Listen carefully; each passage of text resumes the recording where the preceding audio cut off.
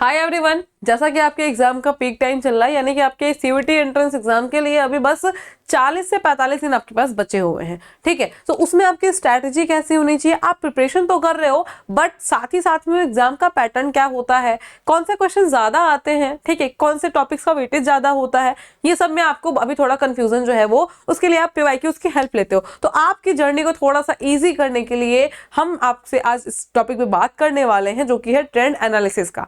जी हाँ, trend analysis, जो कि जहां पे हम पीवाईक्यूज देखते हैं और एनालाइज करते हैं कि पीवाईक्यू या फिर आपका जो पेपर हुआ है प्रीवियस ईयर में, उसमें कौन से टॉपिक का वेटेज ज्यादा होता है, कौन से टॉपिक से ज्यादा क्वेश्चन पूछे आते हैं, किस पैटर्न पे क्वेश्चन पूछे आते हैं, इन सब की हम बात करते हैं, देखते हैं, ताकि आप ये डिफाइन कर सको कि आपका, मान लो, ठीक है, फॉर एग्जाम्पल हम ले सकते हैं कि आपको, क्योंकि एक ह्यूमन नेचर होता है, हमें जो काम करना पसंद होता है हम उसको ज्यादा प्रीफर करते हैं, और जो हमको अच्छा नहीं लगता उसको हम स्किप कर देते हैं।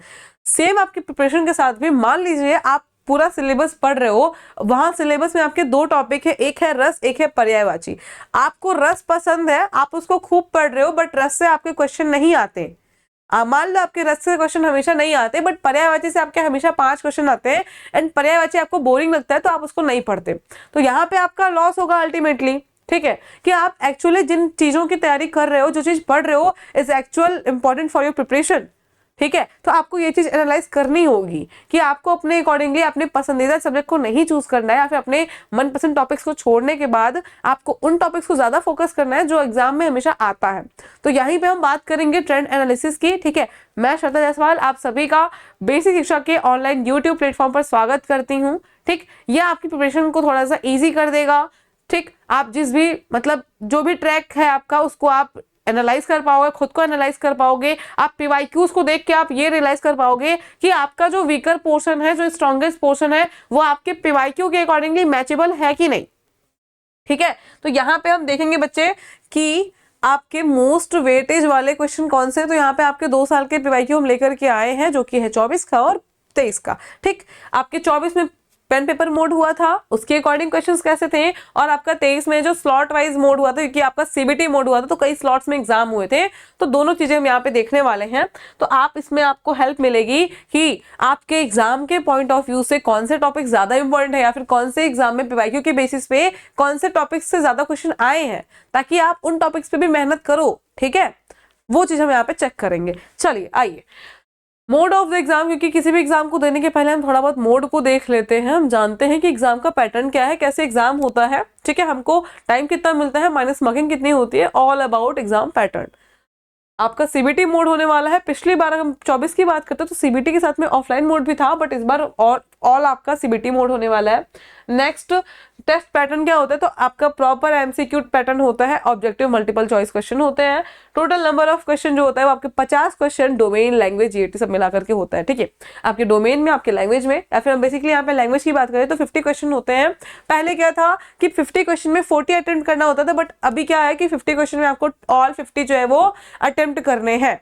ठीक है, मतलब 50 में 50 क्वेश्चन करना कंपलसरी है, और इसका मार्किंग स्कीम जो है वो भी आपका क्या हो गया है, 250 मार्क्स का टोटल एग्जाम हो गया है। और इसकी मार्किंग स्कीम जो है वो each question carry 5 marks, and एक क्वेश्चन गलत होने पे आपका माइनस नेगेटिव आपको पॉइंट मिलता है। मतलब कि अगर आप सही करते हो तो 5 नंबर, गलत करते हो तो 6 नंबर कट जाते हैं। ठीक है, अब यहाँ पे हम अपने मेन टॉपिक पे बात करते हैं ट्रेंड एनालिसिस के बारे में। ये 2024 का ट्रेंड एनालिसिस है, कौन कौन से टॉपिक से कौन कौन से क्वेश्चन आए हैं। तो आपको ये भी देखना जरूरी है अब यहाँ पे कि आप कोई क्वेश्चन टॉपिक स्किप तो नहीं कर रहे हो। अगर स्किप कर रहे हो तो कितना लॉस होने वाला है आपका, ये भी आपको पता चलेगा। ठीक है, एंड 2-3 साल आपके इनफ होते हैं टॉपिक्स को देखने के लिए, पीवाईक्यूज के लिए, क्योंकि सीयूईटी आपका 22 से हो ही रहा है। ठीक है, वर्णमाला की हम बात करते हैं तो यहाँ से आपके इस साल तो क्वेश्चन नहीं आए थे, शब्द भेद से क्वेश्चन आए थे, वाक्य भेद से टच हुआ था क्वेश्चन, संज्ञा सर्वनाम से, लिंग वचन कारक से, उसके बाद नमक क्रिया से 2 क्वेश्चन आपका आया था, विशेषण से आपके 1 क्वेश्चन आए थे, रस से आपके यहाँ पे 1 क्वेश्चन आए थे। मतलब आप देख सकते हो कि हर एक क्वेश्चन को, हर एक टॉपिक को यहाँ पे टच किया जा रहा है। ठीक है, वचन कारक से आपके 1 क्वेश्चन आए थे, देन आपके 3 क्वेश्चन सीधे अलंकार से आए थे, संधि से आपके 1 क्वेश्चन आए थे, समास से आए थे।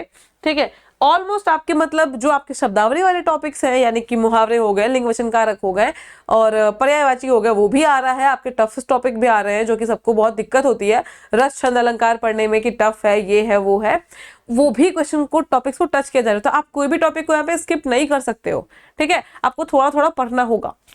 और इस पढ़ाई के लिए मैं आपके एज अ हिंदी एक्सपर्ट, मैं आपको खुद गाइड करती हूँ, खुद पढ़ाती हूँ, हिंदी के लिए गाइड करती हूँ, बताती हूँ कि कैसे क्वेश्चंस आएंगे। एमसीक्यू हम लोग हमेशा प्रैक्टिस करते हैं। अगर आपको एमसीक्यू या फिर क्वेश्चन की प्रैक्टिस करनी है तो आप हमेशा बेसिक शिक्षा के ऑनलाइन यूट्यूब प्लेटफॉर्म पर शाम को 4 बजे जुड़ सकते हो। वहां पे हम हमेशा हिंदी की प्रैक्टिस जो है वो करते हैं और बिल्कुल एग्जाम पैटर्न के अकॉर्डिंग ही करते हैं, ठीक है। पर्यायवाची आपके देखो 5 आए हैं। अब आपको बोरिंग लगेगा पर्यायवाची कौन याद करे, बट 5 क्वेश्चन यानी कि 25 मार्क्स ओनली पर्यायवाची आपको कैरी कर रहा है, तो ये स्किप करना तो बेवकूफी है ना। अशुद्धि शोधन, जहां पे ग्रामेटिकली मिस्टेक्स हो जाते हैं, वहां से 2 क्वेश्चन है। अनेकार्थी को भी टच किया गया है। देन उसके बाद में आपका वाक्यांश के लिए एक शब्द, इसे भी टच किया गया है, ठीक है। पर्यायवाची से तो 6 क्वेश्चन है।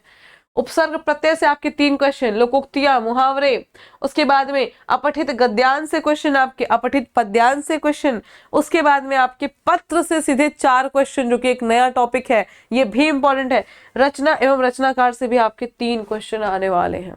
ये आपका 2024 का पूरा पीवाईक्यू एनालिसिस था। आप देख सकते हो कि हर एक टॉपिक को टच किया गया है, मतलब 1-2 टॉपिक हम छोड़ दें तो होल सिलेबस में सबको टच किया गया है। आपका हर एक टॉपिक इंपॉर्टेंट है, बट मोस्ट इंपॉर्टेंट अगर आप देख सकते हो तो आपके किसी किसी पोर्शन में 4 आए हैं, 5 आए हैं, 6 आए हैं, ठीक है। तो यहाँ पे मैंने आपका एक डिस्ट्रीब्यूशन भी बनाया है, अलग किया है कि वेटेज के अकॉर्डिंग आपको कौन से टॉपिक्स इंपॉर्टेंट है, जिसपे आपको ज्यादा फोकस करना चाहिए अगर आप स्किप कर रहे हो तो।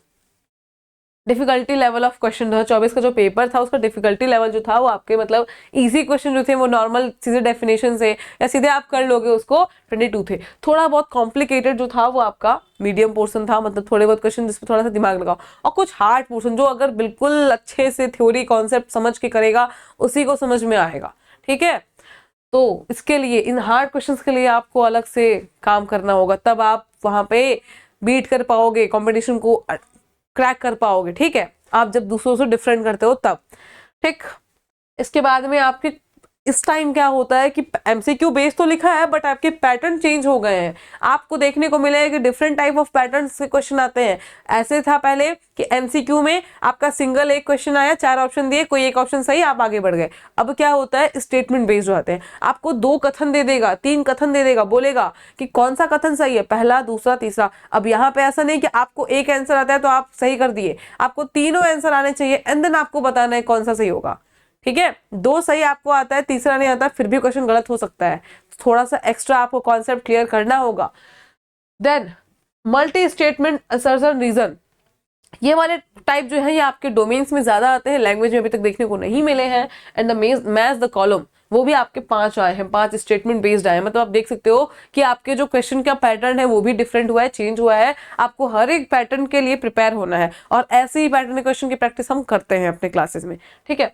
तो आपके मैच द कॉलम में क्या होता है कि आपको एक मैच द कॉलम मतलब 4 क्वेश्चन दे दिया जाएगा, आपको पहले मैच करना होगा, देन उसके अकॉर्डिंग आपको ऑप्शंस दिए होंगे कि ए का पहला, बी का चौथा, सी का तीसरा, ऐसे करके आपको 4 ऑप्शन देंगे जिसको आपको चेक करके सही करना है। थोड़ा सा टाइम टेकिंग भी हो जाता है और यही चीजें जो है आपके एग्जाम को थोड़ा डीफर या फिर थोड़ा टफ बनाती हैं, कॉम्पिटिटिव बनाती हैं, ठीक है। नेक्स्ट हम देखेंगे यहाँ पे अब हमारा 2023 का जो कि स्लॉट वाइज है और ये सीबीटी मोड हुआ था। सीबीटी मोड में चांसेस होते हैं कि आपके कई स्लॉट्स में एग्जाम हो तो पेपर जो है वो सेम नहीं होता, क्योंकि अब स्लॉट्स वाइज है तो पेपर सेम हो जाएगा तो पेपर तो लीक हो जाएगा। इसलिए आपका क्या होता है कि यहाँ पे डिफरेंट क्वेश्चंस, किसी स्लॉट में आपका रस से ज्यादा आ गया, किसी स्लॉट में पर्यायवाची ज्यादा आ गया, किसी स्लॉट में विलोम ज्यादा आ गया, किसी स्लॉट में पत्र ज्यादा आ गया। ऐसे क्वेश्चन होते हैं, डिफरेंट क्वेश्चंस भी होते हैं, रिपीट नहीं होते, ठीक है। तो आपका यहाँ पे कई स्लॉट्स में 23 मई को, 26 मई को, 30 मई को, 31 मई को, 2 तारीख को, 5 को, 22 को, ठीक है, ऐसे 3 स्लॉट में एग्जाम्स हुए थे हिंदी लैंग्वेज के। अब आप देख सकते हो अपठित गद्यांश से 23 तारीख को 10 क्वेश्चन, 26 तारीख को 15 आ गया, 30 तारीख को 12 आ गया, 31 तारीख को 13 आ गया, ठीक है। तो अपठित गद्यांश आपका, क्योंकि एक पैराग्राफ के साथ में 5 क्वेश्चन आपके होते हैं तो उस तरीके से ये फॉलो किया है उस चीज को। देन आपका वाक्यांशों का पुनरुत्थीकरण, क्रमबद्धता जिसको बोलते हैं, अरेंज करना होता है। ये क्वेश्चन आपके ऑलमोस्ट एग्जाम में पूछा गया है। उपसर्ग प्रत्यय से सारे एग्जाम में आया है, ठीक है। तो उपसर्ग प्रत्यय आपके 22 के लिए इंपॉर्टेंट है। पर्यायवाची विलोम से आप नंबर देख सकते हो, क्वेश्चन नंबर 4, 8, 7, 6 सभी ज्यादा है, ठीक है। 7, 8, अगर 8 पूछ रहा है मतलब 8 पंचे 40, 40 नंबर एक टॉपिक से, समझ सकते हो आप। संधि विच्छेद से आपके कंप्लीट क्वेश्चन आए। संधि टॉपिक थोड़ा सा आपका टफ होता है तो वहां से 2 क्वेश्चन भी आना मतलब बहुत बड़ी बात है। जिसका कॉन्सेप्ट क्लियर होगा, अच्छा होगा, उसी यहाँ पे कर पाएगा, और हर स्लॉट में पूछा भी गया है तो आप स्किप नहीं कर सकते हो। समाज से आपके 2-2 क्वेश्चन आ रहे हैं, शब्द भेद से आपके कंटिन्यू क्वेश्चन आ रहे हैं, मुहावरे लघोक्ति को टच किया गया है, मतलब हर एक टॉपिक जो आपके इंपॉर्टेंट है सबको टच किया गया है और उनकी संख्या भी ज्यादा है, ठीक है। तो आप इनको स्किप नहीं कर सकते, स्किप करोगे तो लॉस होगा या आप दूसरों से पीछे जा सकते हो, ठीक है। तो you have to work for it. And अलंकार रस छंद की बात करते तो देखो 5 क्वेश्चन, 4 क्वेश्चन, 3 क्वेश्चन, फिर यहाँ पे आते हैं हम तो 4 क्वेश्चन। आपके नंबर ऑफ क्वेश्चन आप देख रहे हो यहाँ पे इंपॉर्टेंट है। हिंदी साहित्य का इतिहास, हिंदी साहित्य का इतिहास तो उतना नहीं आया है, यानी कि बोली भाषा की हम बात करें तो उतना नहीं, बट रचनाकार आपका आया है, हर स्लॉट में अप्रोक्सीमेट आया है, ये भी इंपॉर्टेंट है। वाक्यांश के लिए एक शब्द आपका आना जरूरी है कि मतलब जो आपके वोकैबुलरी वाले पोर्शन होते हैं, लाइक मुहावरे हो गए, अनेकार्थी हो गए, अनेक शब्दों के लिए एक शब्द हो गए, इसके बाद में आपका लोकोक्तियां हो गया, विलोम हो गया, पर्यायवाची हो गया, ये आपके मेजर पोर्शन यहाँ पे निभाते हैं, जहां से लॉट्स ऑफ क्वेश्चन आते हैं। 2 से 3 क्वेश्चन, 4 क्वेश्चन आपके आते ही आते हैं, ठीक है, क्योंकि इतना ज्यादा सिलेबस है, ठीक है। एक एक क्वेश्चन भी अगर कहीं से उठाता है तो दैट्स इनफ, बट ये 3 क्वेश्चन टच कर रहा है, 4 क्वेश्चन टच कर रहा है, दैट्स मीन की पोर्शन हमारे इंपॉर्टेंट है, चैप्टर्स हमारे इंपॉर्टेंट है, ठीक है। अशुद्ध शब्द आपके अशुद्धि शोधन से क्वेश्चन लिया गया है, लिंग वचन कारक से भी आपके मतलब ये वही टॉपिक है जहां से आपके ज्यादा क्वेश्चन उठाए गए हैं, ठीक है। एंड द थर्ड वंस अव्यय, संज्ञा, सर्वनाम। तो यहाँ पे आपको देखने को मिलेगा कि अव्यय हो गया या फिर समुच्चय बोधक हो गया, क्रिया विशेषण हो गया, ये उतने इंपॉर्टेंट नहीं है हमारे एग्जाम के लिए, बट संज्ञा, सर्वनाम, क्रिया विशेषण ये हमारे एग्जाम के लिए इंपॉर्टेंट है, कारक इंपॉर्टेंट है, यहाँ से क्वेश्चन आपके कंटिन्यूसली लिए गए हैं, ठीक। So this is your trend analysis, जो कि आपको हेल्प करेगा ये डिसाइड करने में कि आपका जो वीकर पोर्शन था और जो आपका स्ट्रॉन्गर पोर्शन था, उन दोनों उसमें, जैसे मान लो आपका पर्यायवाची वीक था और रस स्ट्रॉन्ग था, बट रस से अगर क्वेश्चन नहीं आ रहे हैं उतने, 2 आ रहे हो, पर्यायवाची से 5 आ रहे हैं, तो you have to work for पर्यायवाची, ठीक है ना। आप करोगे क्योंकि 5 क्वेश्चन आ रहे हैं, अगर नहीं आते तो आप नहीं करते, बट अब आ रहे हैं तो आपको करना होगा, ठीक है। तो प्रिपरेशन आप एग्जामिनर जो मांग रहा है आपसे, आप उसके अकॉर्डिंग करो, ठीक। पसंदीदा तो होता रहेगा बाद में, अभी आपको क्या पढ़ना है जो आपके एग्जाम में आता है, ठीक है। और इसी चीजों को जब आप फिल्टर आउट करते हो, जब आप टफ टॉपिक को पढ़ते हो, जब आप वो जो लोग छोड़ रहे हैं, जैसे सभी बच्चे पर्यायवाची छोड़ते हैं कि पर्यायवाची याद करना होता है, संधि में कंफ्यूजन होता है, छोड़ दिए, अब उनको पसंद आ रहा है अलंकार, उनको पसंद आ रहा है संज्ञा सर्वनाम, संज्ञा सर्वनाम पूछेगा, कंपटीशन है, ठीक है। तो आपको पर्यायवाची भी करना है, आपको लोकोक्तियां भी करना है, आपको अलंकार भी करना है, छंद भी करना है, छंद में मात्रा नहीं लगाने आती तो छोड़ दिया, आपको करना है, तभी आप जाके फिल्टर आउट हो पाओगे, तभी आप कंपटीशन बीट कर पाओगे, तभी आप दूसरों से डिफरेंट कर पाओगे। और ये सारे टॉपिक्स को मैंने बहुत इजी वे में, इवन शॉर्ट ट्रिक्स में कहो या शॉर्ट्स में कहो या एमसीक्यूज में कहो, सब में बताया है मैंने, ठीक है। तो उसमें आप आइए, क्लास करिए, अगर आपको दिक्कत है तो ये रहा हमारा आपका, देखिए जहां से ज्यादा वेटेज है, जैसे अपठित गद्यांश हो गया, 5 क्वेश्चन यहीं से आ गया, 5 बचे 25, अपठित पद्यांश आ गया, 5 क्वेश्चन यहाँ से आ गया, 5 बचे 25, 50 नंबर आपके अपठित गद्यांश और पद्यांश से आ गए। लोकोक्ति, सर्वनाम, सर्वनाम, अव्यय, विलोम, पर्यायवाची, यहाँ से आपके अगर टोटल हम 10 क्वेश्चन में लेते हैं, 10 बचे 50, 100 नंबर आपके यहाँ से खत्म हो गए। यहाँ से आपके ये 5 और 6, इसमें से आपके लीस्ट आपके 10 से 11 क्वेश्चन आएंगे ही आएंगे, ठीक है। रचनाकार अगर इधर कम कर दे तो रचनाकार 4 कर देता है, हर बार रचनाकार से आपके 4 से 5 क्वेश्चन आते ही आते हैं, ठीक है। तो आपके आराम से 10 क्वेश्चन जो है वो बनेंगे इन पूरे टॉपिक्स को मिला के, तो 10 इधर 10 इधर, आपका 150 से 170 नंबर इन्हीं टॉपिक से बन गया, और एग्जाम ही होता है 250 नंबर का, है ना। तो ये आपका होल हो गया ट्रेंड एनालिसिस। एनालाइज करो खुद को, कौन सा चैप्टर इंपॉर्टेंट है, कौन सा वीकर है, कौन सा स्ट्रॉन्गर है, और मैच करो, ठीक है, और अच्छे से तैयारी करो। कोई भी हेल्प चाहिए गाइड करते हैं हम, आप बेसिक के यूट्यूब प्लेटफॉर्म को सब्सक्राइब कर सकते हो, ठीक है, और उसके बाद वहां से तैयारी कर सकते हो। ऑनलाइन बैच भी चलता है हमारा, योद्धा बैच अभी इनरोल स्टार्ट हुआ है, जो कि क्रैश कोर्स है। जो बच्चे कम टाइम में प्रिपरेशन करना चाहते हैं 40 डेज में, तो वहां पे 40 डेज की स्ट्रैटेजीज हैं जिसमें आप मात्र 40 डेज में प्रिपरेशन कर सकते हो, ठीक है, योद्धा बैच से ऐप से। अदरवाइज हमारे यूट्यूब प्लेटफॉर्म पर भी हम पीवाईक्यू प्रैक्टिस कराते हैं, एमसीक्यू प्रैक्टिस कराते हैं। आपका कॉन्सेप्ट क्लियर है तो आप एमसीक्यू प्रैक्टिस करके भी आप प्रिपरेशन अपनी अच्छी कर सकते हो। So thank you so much. कौन कौन बच्चे जो हैं वो कौन सी यूनिवर्सिटी को टारगेट कर रहे हैं वो जरूर बताएं, ठीक है। Thank you so much.